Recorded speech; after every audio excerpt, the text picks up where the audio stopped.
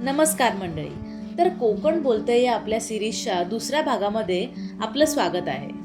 तर भाग 1 मध्ये आपण श्री स्वामी समर्थ मठाचं दर्शन घेतलं आणि आता आपण निघालो आहोत कोकणातील आणखी एका अद्भुत आणि दिव्य स्थळाकडे. डोंगर, हिरवीगार झाडं, शांत रस्ते आणि प्रत्येक वळणावर कोकणाचं सौंदर्य मन जिंकत होतं.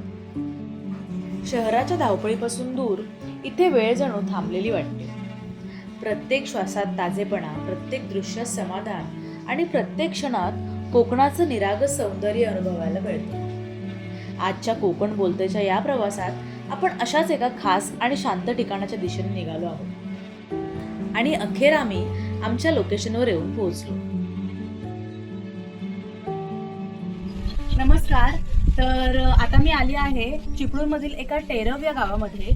तर मी तुम्हाला एक खूप सुंदर असं देवस्थान दाखवणार आहे. तिथे खूप छान देवीचं दर्शन तुम्हाला घेणं देणार आहे. सुमारे 123 फूट लांबीचं हे मंदिर दाक्षिणात्य स्थापत्य शैलीत उभारलेलं असून 4 गाभाऱ्यांनी सजलेलं आहे.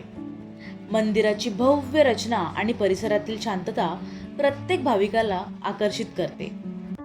आणि ही आहे श्री भवानी आईची सुमारे 9 फूट उंच काळ्या पाषाणातील मूर्ती. महिषासुराचा संहार करताना त्रिशूळ धारण केलेलं हे तेजस्वी रूप पाहताच मन भक्तिभावाने भरून जातं.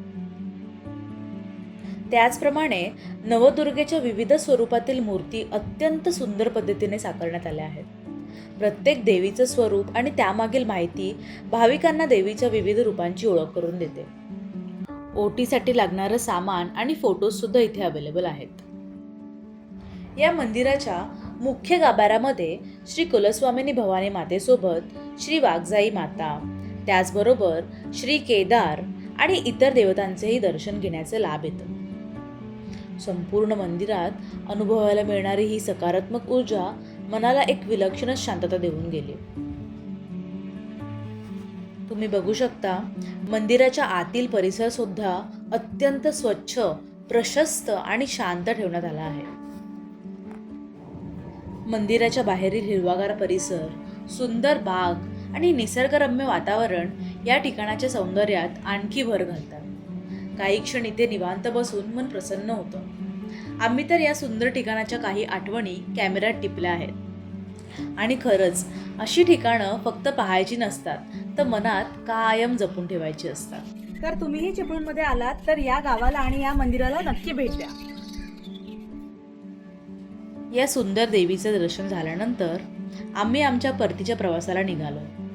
पण टेरव गाव भवानी आईचं दर्शन आणि कोकणाचा हा अप्रतिम निसर्ग कायमच आठवणीत राहणार आहे. प्रत्येक गाव, प्रत्येक रस्ता आणि प्रत्येक क्षण कोकणावरचं प्रेम अजून वाढवत गेलं. या प्रवासातील एक खास गोष्ट मला आज तुमच्यासोबत शेअर करायची आहे. मी कोकणी मुलगी आहे, पण खरं सांगायचं तर कोकणात असं निवांतपणे येण्याची संधी खूप वर्षांनी मला मिळाली. लहानपणी मामाच्या गावाला येणं म्हणजे फक्त सुट्ट्यांची मजा असायची. पण आज मोठं झाल्यावर पुन्हा त्याच रस्त्यांवरून फिरताना प्रत्येक गोष्ट नव्याने अनुभवायला मिळाली होती. आणि खरंच हे खूपच ओव्हरवेल्मिंग होतं. हा प्रवास माझ्यासाठी आणखी खास होता कारण यावेळी माझ्यासोबत माझी छोटीशी लेकही होती. तिच्यासाठी सगळंच नवीन होतं. पण मामाच्या गावाला जायचं आहे एवढंच ऐकल्यावर ती माझ्यापेक्षाही जास्त उत्साहित झाली. तिचा तो आनंद पाहून माझा प्रवास अजूनच सुंदर झाला. आणि या सगळ्यामध्ये माझी भावंडं होतीच की. आम्हाला कुठे जायचंय, काय पाहायचंय, कुठे थांबायचंय याची पूर्ण जबाबदारी त्यांनीच घेतली होती जणू. त्यामुळे आम्ही फक्त एन्जॉय करत होतो. कोकण म्हणजे फक्त निसर्ग नाही हो, तर माणसं, नाती, आठवणी आणि आपलेपणाची भावना आहे. कदाचित म्हणूनच इथून निघताना मनाचा एक छोटासा भाग नेहमी इथेच राहून जातो. कोकण बोलतेचा हा दुसरा भाग तुम्हाला कसा वाटला ते कमेंटमध्ये नक्की सांगा. पुढच्या भागात पुन्हा भेटूया कोकणातील आणखी एका सुंदर ठिकाणी. तोपर्यंत लाईफ्स लिटिल वाईब्सला सबस्क्राईब करा.